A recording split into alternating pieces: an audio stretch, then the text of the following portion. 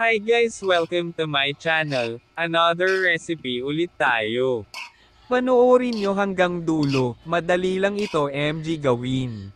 Ganito ang gawin mo sa tirang kanin, siguradong ulitin mo ito. Una iprito mo ang itlog, ang pangit ng itlog na nabili ko kulay puti, ba't naman ganito?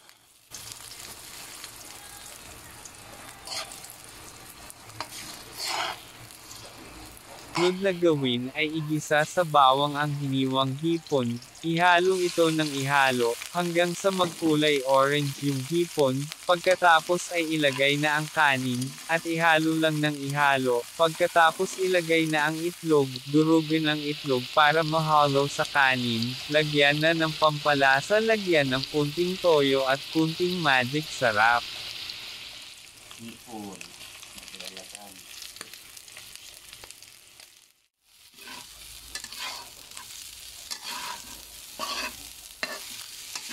Dalawang kamay.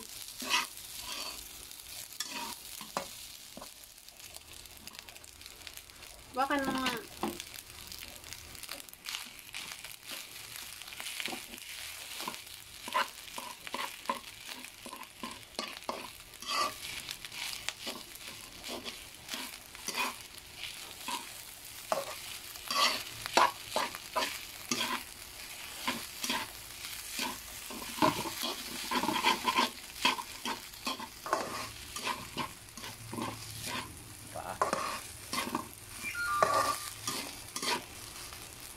Sila kung lumapit.